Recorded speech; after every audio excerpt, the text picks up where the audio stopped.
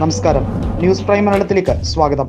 ഇസ്രയേലിനെ തീർത്ത് കളയാൻ, അതായത് ഇസ്രയേലിൻ്റെ ഭരണകൂടത്തെ വെല്ലുവിളിച്ചിരിക്കുകയാണ് റഷ്യ.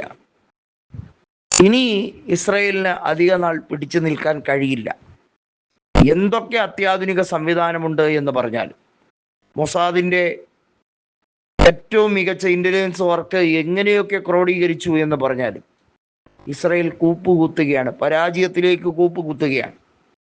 ഒരുപക്ഷെ ഇറാനെതിരെയുള്ള ഇസ്രയേലിൻ്റെ ഈ ആക്രമണം ഖമനേയിയുടെ വധവുമായി ബന്ധപ്പെട്ട ഈ ഒരു സാഹചര്യം ഇസ്രയേലിൻ്റെ അവസാനത്തിലേക്കുള്ള ഒരു തുടക്കമായിരുന്നു എന്ന് വേണമെങ്കിൽ കരുതാം. യുദ്ധക്കെടുതി ലോകരാജ്യങ്ങളിൽ ഉണ്ടാക്കിയിരിക്കുന്ന ചലനം ചെറുതൊന്നുമല്ല. ഹോർമൂസ് കടലിടുക്കിൻ്റെ നിയന്ത്രണം പരിപൂർണമായി ഇറാൻ നിയന്ത്രിച്ച് നിർത്തുമ്പോൾ അത് അനിവാര്യമാണ്. ആ നിയന്ത്രണം വിട്ടുകളയരുത് എന്ന് പറഞ്ഞ് ഇറാനെ കൂടുതൽ പ്രചോദിപ്പിക്കുകയും കൂടുതൽ ഇറാന് ശക്തി പകരുകയും ചെയ്യുന്ന സാഹചര്യമാണ് റഷ്യ ഒരുക്കി കൊടുക്കുന്നത്. മോസ്കോയിൽ നിന്ന് വളരെ അനുകൂലമായിട്ടുള്ള നിലപാടുകൾ ഇറാന് വേണ്ടി വരുമ്പോൾ തീർച്ചയായും ഇനി വരും ദിവസങ്ങളിൽ വലിയ പട്ടിണിയിലേക്കും കൊടും ദാരിദ്ര്യത്തിലേക്കും ജല ദൗർലഭ്യതയിലേക്കും ഒക്കെ ഇസ്രയേൽ എത്തപ്പെടും. ഇസ്രയേലിനെ സംബന്ധിച്ചിടത്തോളം സാമ്പത്തിക അരാജകത്വം ആ രാജ്യം നേരിട്ടുകൊണ്ടിരിക്കുന്നു. പ്രധാനപ്പെട്ട സിറ്റികൾ ഇറാന്റെ ആക്രമണത്തിൽ നശിച്ചിരിക്കുന്നു. ഇപ്പോഴത്തെ യുദ്ധക്കെടുതികൾ കൃത്യമായി കണക്കൂട്ടാൻ പോലുമുള്ള സാവകാശം ഇസ്രയേലിനെ സംബന്ധിച്ചിടത്തോളം ഇല്ല. തീമഴ പെയ്യുകയാണ് ഇസ്രയേലിൽ ശരിക്കും ഇറാൻ ചെയ്തത്. റഷ്യ നേരിട്ട് ആക്രമിക്കാൻ പോലും തയ്യാറാണ് എന്നാണ് പറഞ്ഞിരിക്കുന്നത്.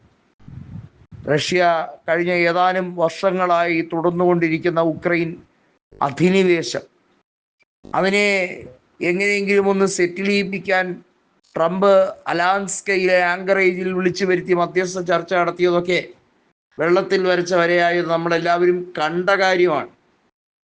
ഇപ്പോൾ ഇസ്രയേലിനെതിരെ റഷ്യ ടാർഗറ്റ് ചെയ്തുകൊണ്ട് പറഞ്ഞിരിക്കുന്നത്, ഇനി ഒരു വലിയ മിന്നലാക്രമണം നടത്തുകയാണെങ്കിൽ നിങ്ങൾക്ക് പൊടി പോലും ബാക്കി കിട്ടാത്ത രീതിയിൽ, നിങ്ങളുടെ ഈ ഉരുക്കു ഡോമുകൾ ഒന്നും തന്നെ ബാക്കിയില്ലാത്ത രീതിയിൽ തച്ചുടയ്ക്കുന്നത് എങ്ങനെയെന്ന് ഞങ്ങൾ കാണിച്ചു തരും.